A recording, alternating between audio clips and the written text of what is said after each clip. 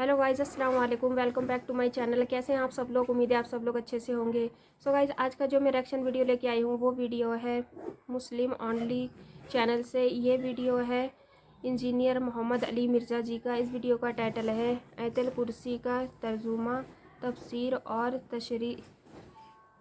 तो आइए दोस्तों, शुरू करते हैं वीडियो को। अब अगली आयत जो है ये आयतुल कुर्सी कहलाती है, क्योंकि इसमें अल्लाह ताला की बादशाहत की कुर्सी का जिक्र है। इसकी फजीलत में कई एक अहादीस हैं। सही बुखारी में एक बड़ी डिटेल हदीस है। माल गनीमत की चौकीदारी के ऊपर सैयदना अबू हुरैरा को नबी सल्लल्लाहु अलैहि वसल्लम ने मामूर किया और 3 रातों तक एक शख्स आके वहाँ चोरी परफॉर्म करने की कोशिश करता रहा, तो हज़रत अबू हुरैरा ने उसे पकड़ लिया। पहली दफ़ा पकड़ा तो उसने कहा छोड़ दो, अगली दफ़ा नहीं आऊँगा। दूसरी बार पकड़ा तो उसने कहा छोड़ दो, अगली दफ़ा नहीं आऊँगा। तीसरी दफ़ा जब पकड़ा तो उन्होंने कहा अब तो मैं तुझे रसूलुल्लाह की बारगाह में ज़रूर पेश करूँगा। तो उसने कहा कि मुझे छोड़ दो, मैं तुम्हें एक ऐसा वजीफ़ा बताता हूँ कि अगर रात को बिस्तर पे जाते वक्त तुम वो वजीफ़ा कर लो तो सुबह तक अल्लाह ताला की तरफ से तुम्हारी हिफाजत के ऊपर फ़रिश्ता मामूर होगा, शैतान तुम्हारे करीब नहीं आएगा। ये हदीस सही बुखारी में 2311 है। इंटरनेशनल नंबर के मुताबिक हमारे सुबह शाम के अज़कार में भी हमने डाली हुई है। तो फिर उसने जो वजीफ़ा बताया वो है कि आयतुल कुर्सी रात को बिस्तर पे जाते वक्त पढ़ लिया करो। तो हज़रत अबू हुरैरा ने उसको छोड़ दिया। नबी इस्लाम हर मौके पे जब वो सुबह बताते थे तो नबी सल्लल्लाहु अलैहि वसल्लम फरमाते थे वो झूठा है, आज फिर आएगा। तो वो खैर वो भी समझदार था। वो तीसरी दफ़ा जब झूठा है, वो चौथी दफ़ा आया नहीं है। तो तीसरी दफ़ा हुज़ूर ने कहा कि 3 दिनों से तुम्हारा जो आने वाला वो मेहमान था ना, वो शैतान था जो इंसानी शक्ल में आया था। है वो झूठा है लेकिन उसने बात सच्ची की है। तो ये एक उसूली बात है कि सच्ची बात अगर झूठा भी करे तो उस बात की तस्दीक कर देनी चाहिए। तो वो आयतुल कुर्सी का वजीफ़ा मिल गया। इसी तरीके से सुनन निसाई अल कुबरा में इसी की एक्सटेंशन है। सुनन निसाई अल कुबरा के अंदर एक हदीस है, इमाम निसाई ने उसमें एक चैप्टर बांधा है अमलुल यौम वल लैला।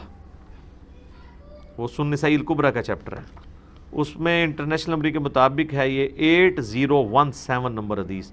हाकिम में भी मौजूद है इसका कुछ हिस्सा 2064 कि जो शख्स सुबह के वक्त आयतुल कुर्सी पढ़ ले शाम तक वो अल्लाह की हिफाजत में रहता है शयातीन से, जिन्नात से, और जो शाम के वक्त एक दफ़ा आयतुल कुर्सी पढ़ ले सुबह तक हिफाजत में रहता है। तो ये अल्लाह का शुक्र है कि जो लोग फजर और मगरिब की नमाज़ पढ़ रहे हैं वो ऑटोमेटिकली आयतुल कुर्सी पढ़ लेते हैं। अब जिसने फ़र्ज़ नमाज के बाद आयतुल कुर्सी पढ़ ली है ना, उसे दोबारा से ये जिक्र करने की ज़रूरत नहीं है, वो उसमें इम्प्लाइड है, वो शामिल है। दोबारा कर लेता तो बहुत अच्छी बात है। और एक और फजीलत है जो सुनन निसाई अल कुबरा में ही है, 9928 नंबर हदीस है उसी अमलुल यौम वल लैला चैप्टर में, कि जो शख्स नमाज फ़र्ज़ अदा करने के बाद नमाज फ़र्ज़ आयतुल कुर्सी पढ़ लेगा वो मरते ही जन्नत में दाखिल होगा। लेकिन इसमें नमाज शर्त है। तो ये भी एक फजीलत है इस एतबार से। इसकी एक ज़ईफ़ सनद भी है सुनन कुबरा अल बैहक़ी में मौला अली से। उसमें अल्फाज ये हैं कि वो आयतुल कुर्सी किसी से गुफ्तगू करने से पहले पढ़ ले। लेकिन जो सुनन निसाई अल कुबरा में सही सनद है उसमें ये अल्फाज नहीं है। लेकिन इस तरह की जो ज़ईफ़ रवायतें हैं ना, जब सही अहादीस को सपोर्ट कर रही हो ना तो उसी को फॉलो करना चाहिए। कोशिश यही करनी चाहिए कि बग़ैर गुफ्तगू किए सलाम फेरते ही आयतुल कुर्सी पढ़ ली जाए। अलबत्ता अगर कोई गुफ्तगू कर भी लेता है तब भी फजीलत मिल जाएगी, क्योंकि जो सही हदीस में इस तरह के अल्फाज मौजूद नहीं हैं। तो ये 3 बड़े बड़े फ़ज़ाइल हैं। बाकी मैंने कुरान हकीम की सूरतों के फ़ज़ाइल के ऊपर डिटेल लेक्चर रिकॉर्ड करवा दिया हुआ है। मसला नंबर 112 ABC, जिसे शौक़ है तो वो देख सकता है। अल्लाहु ला इलाहा इल्ला हु, अल्लाह ही है वो कि नहीं है कोई माबूद सवाए उसके। अल हय्युल क़य्यूम, वो खुद से जिंदा है और बाकी सबको कायम उसी ने रखा हुआ है। सबको जिंदा रखने वाला वो है, बाकियों की जिंदगी उससे मुस्तार है, उसकी जिंदगी हकीकी है, अपनी है। ला तअखुदुहु सिनतुम वला नौम, और उसकी ज़िंदगी इतनी कामिल है कि ना तो उसे اونگ آتی ہے اور نہ نیند. ہماری زندگی آپ دیکھ لیں ناقص ہے. ہم 24 گھنٹے کے اندر ایک دفعہ ضرور مر جاتے ہیں. موت نیند کی بہن ہے نا. اسی لیے آپ دیکھیں آپ کو جو رات کو سونے کی دعا سکھائی گئی ہے صحیح بخاری میں, اللہم بسمک اموت و احیا, اور اللہم باسمک اموت و احیا, دونوں الفاظ درست ہیں. تیرے نام سے زندہ ہوتا ہوں اور مرتا ہوں. اور صحیح بخاری میں جو صبح اٹھنے کی دعا ہے وہ تو ہے ہی ہے, اس میں تو ڈائریکٹ کلیئر ہو گیا. یہاں تو پھر بھی کوئی کہہ سکتا ہے کہ ایمبیگوٹی ہے کہ یہ اس نیند کا بھی ذکر نہیں ہے, لیکن اس میں تو واضح ذکر ہے, الحمدللہ الذی احیانی بعد ما اماتنی, یا احیانا بعد ما اماتنا, جمع کے سیغے سے ہو, وَإِلَيْهِ النُّشُورُ. تمام تعریفیں اس ذات کے لیے جس نے ہمیں مرنے کے بعد دوبارہ زندہ کر لیا. پھر سورہ الزمر میں بھی آتا ہے کہ اللہ تعالیٰ ہی ہے جو رات کو جب تم سوتے ہو تو تمہارے نفس کو قبض کر لیتا ہے, پھر جس کو اپنے پاس رکھنا ہوتا ہے اسے روک لیتا ہے, جس کی باقی ہوتی ہے اس کو دوبارہ واپس بھیج دیتا ہے. تو نیند بھی موت کی ایک فارم ہے. ہماری جو زندگی ہے وہ بھی ناقص ہے, ہم ڈیپینڈنٹ ہیں اللہ کے اوپر اس اعتبار سے کہ جب چاہے وہ سانس روک لے, اور اس اعتبار سے بھی کہ 24 گھنٹے میں ہمیں ایک دفعہ سونا ہی پڑتا ہے, ادروائز آپ اگلے 24 گھنٹے. دنیا کا ذہین ترین آدمی, دنیا کا طاقتور ترین آدمی کتنے گھنٹے جاگ سکتا ہے؟ یہ بزرگ جو جاگتے رہے ہیں نا 1-1 سال یا 2-2 سال, کہانیاں نے, کوئی نہیں اٹھ جاگ دے. جس کو ہے نا اس کو لے کے جاگ کے بتائے کوئی. اور کہتے ہیں جناب 3 سال تک کھایا پیا نہیں ہے. اس کے ساتھ اس کہانی کو کمپلیٹ کیا کریں, ساتھ یہ بھی کہا کریں کہ نہ کھادا پیتا نہ پیشاب کیتا, کیونکہ اگر کھایا پیا نہیں ہے تو پیشاب تو کھانے پینے کے ساتھ ہے نا. آپ کھانا پینا چھوڑ دیں پیشاب ختم ہو جائے گا. یہ ساتھ کیوں نہیں کہتے ہیں کہ 3 سال تک پیشاب بھی نہیں کیا, اور پھر اس طرح کا بندہ لے کے آنا ہے, اس کا جو ہم کریں گے نا وہ ہماری ویڈیوز میں ریکارڈ ہے, آج چھوڑ دیں.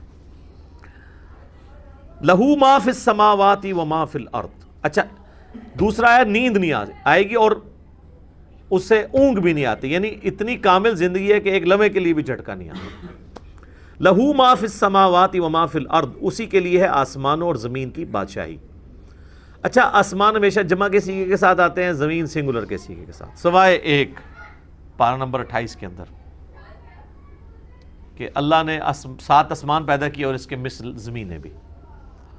چونکہ یہ اللہ تعالیٰ کی طرف سے ایک میریکل پلانٹ ہے روئے ارض, زندگی ابھی تک یہیں پہ دریافت ہوئی ہے جس زندگی کو ہم جانتے ہیں, اس لیے اللہ تعالیٰ اسپیشلی اس کا ذکر کرتا ہے. تو قرآن میں جب بھی آئے نا کہ آسمانوں اور زمین کی بادشاہ, تو اس سے مراد پوری کائنات. من ذا الذی یشفع عندہ الا باذنہ, کس کی جرأت ہے کہ اللہ کے حضور کسی کی شفاعت اور سفارش کر سکے سوائے اس کے اذن کے. ظاہر ہے کسی کی جرأت نہیں ہے. دنیا میں سفارش یہ ہوتی ہے کہ کسی شریف آدمی کو پکڑ کے پولیس لے گئی ہے تو ایک وہاں کا بڑا آدمی جا کے سفارش کرتا ہے کہ جی آپ کو غلط فہمی ہوئی ہے, میں اسے شروع سے جانتا ہوں, بڑا شریف آدمی ہے. اب اللہ کو اس طرح کی سفارش تو کوئی نہیں کر سکتا کہ یہ اللہ آپ کو غلط فہمی ہوئی ہے, بندہ غلط پکڑ لیا آپ نے, نہیں, ایسے تو ہو ہی نہیں سکتا.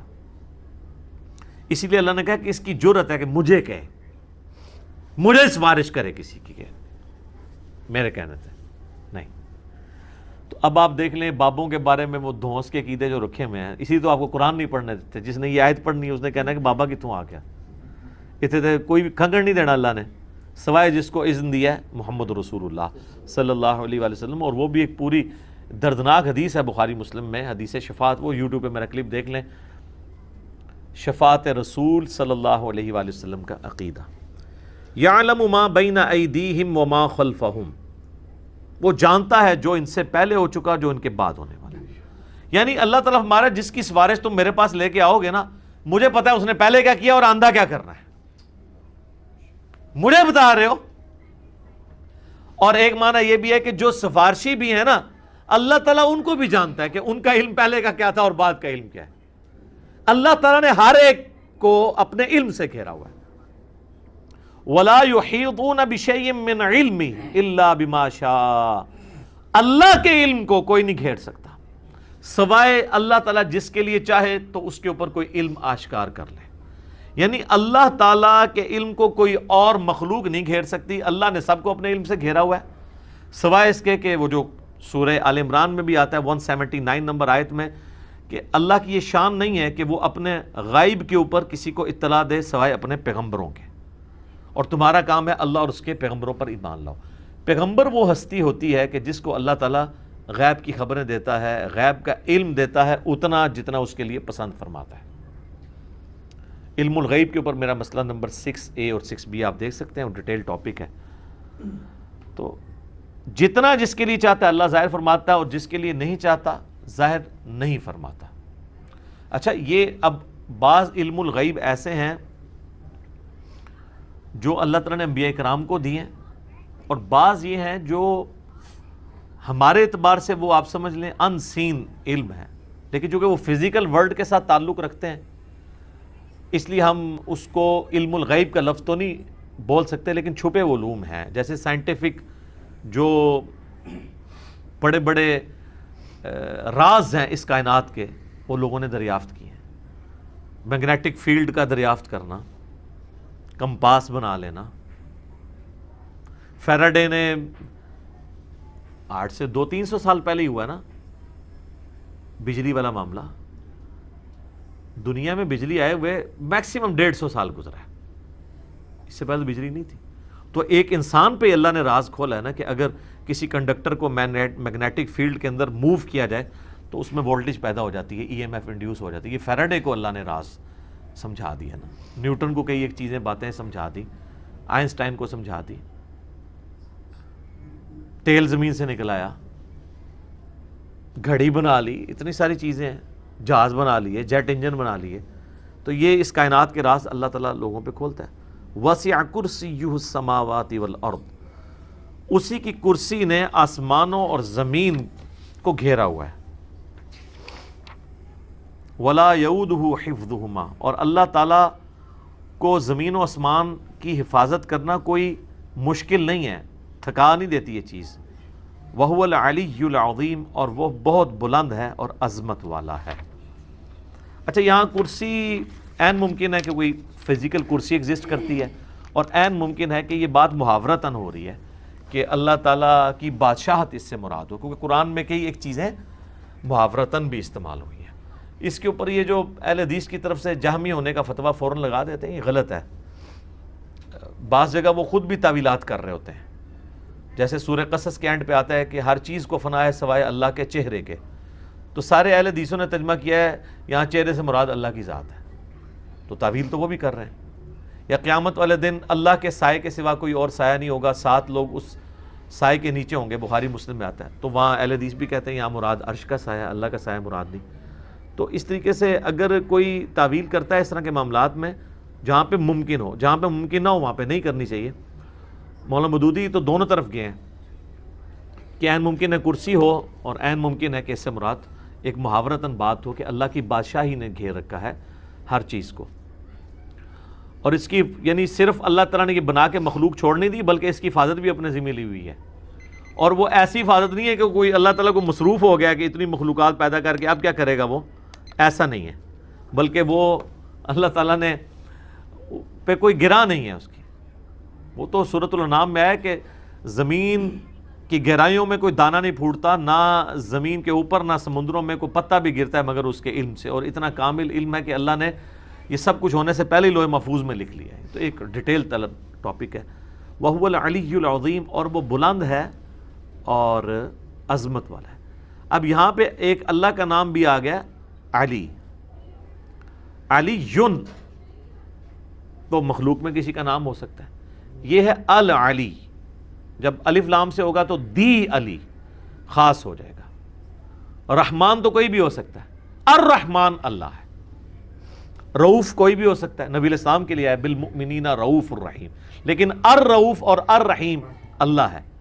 صرف رؤوف اور رحیم سورہ التوبہ کی آخری آیات میں نبی الاسلام کے لیے بھی ہے۔ تو یہاں پہ بھی علی سے مراد بلند، عظمت والا، یعنی اللہ تعالیٰ اپنے عرش پہ مستوی ہے جیسا کہ اس کی شان کے لائق ہے، اور اپنی شان کے اعتبار سے بھی بلند ہے۔ تو اب یہ آیت الکرسی پہ تو گھنٹوں بولا جا سکتا تھا، میں نے اتنا حصہ کور کیا ہے جتنا ایک عام بندے کی ضرورت ہے، کیونکہ آپ سمجھیں کہ قرآن حکیم میں جتنی بھی آیات اللہ تعالیٰ کی اسماء و صفات کے اعتبار سے یا اس کی قدرتوں اور شانوں کے اعتبار سے آئیں گی، آلموسٹ ان کی جڑ جو ہے وہ آیت الکرسی کے اندر موجود ہے. تو یہ اس پہ تو گھنٹوں بولا جا سکتا ہے، لیکن جتنی میں نے اجمالاً اس کی تفسیر بیان کر دی ہے، اس تفسیر کلاس کے اندر اتنی کافی ہے. باقی تو جیسے جیسے اللہ تعالیٰ کی شانوں کا ذکر بیچ میں آتا چلا جائے گا، وہ انشاءاللہ تعالیٰ ہم اس کو کور کرتے جائیں گے. اللہ تعالیٰ سے دعا ہے جو حق بات میں نے کہی اللہ تعالیٰ ہمارے دلوں میں راسخ فرما دے. اگر جذبات میں میرے منہ سے کوئی غلط بات نکل گئی تو اللہ تعالیٰ ہمارے دلوں سے اسے محو کر دے، دور کر دے، ہمیں معاف بھی فرما دے، ہمیں کتاب و سنت کی تعلیمات پر عمل کر کے دوسرے بھائیوں تک پہنچانے کی توفیق عطا فرمائے. سبحانک اللہم و بحمدک اشہد ان لا الہ الا انت استغفرک و اتوب الیک وما علینا. سو گائز بہت اچھی ویڈیو تھی یہ انجینئر محمد علی مرزا جی کی. ان کی ویڈیو میں بہت اچھی باتیں سیکھنے کو ملتی ہیں اور یہ سمجھاتے بہت اچھی طریقے سے ہیں، سکھاتے بہت اچھی طریقے سے ہیں. ان کے سکھانے سے ایک بار میں سب کچھ سمجھ میں بہت جلدی آ جاتا ہے. جیسے انہوں نے آیت الکرسی کے بارے میں ترجمہ کے ساتھ سکھائی آیت الکرسی کے کتنے زیادہ فائدے ہیں. جو انسان رات کو پڑھ کے سوئے تو صبح تک حفاظت میں رہتا ہے، صبح کو پڑھے تو شام تک حفاظت میں رہتا ہے. اور جو انسان ہر فرض نماز کے بعد آیت الکرسی پڑھے گا تو وہ سیدھا جنت میں جائے گا. سو گائز بہت اچھی ویڈیو تھی یہ انجینئر محمد علی مرزا جی کی، بہت اچھی طریقے سے سمجھائی انہوں نے. اگر آپ کو میری ویڈیو پسند آئی ہو تو پلیز میرے چینل کو سبسکرائب کریں، میری ویڈیو کو اینڈ تک ضرور دیکھیں. پھر ملیں گے اگلی ویڈیو میں، تب تک کے لیے اللہ حافظ.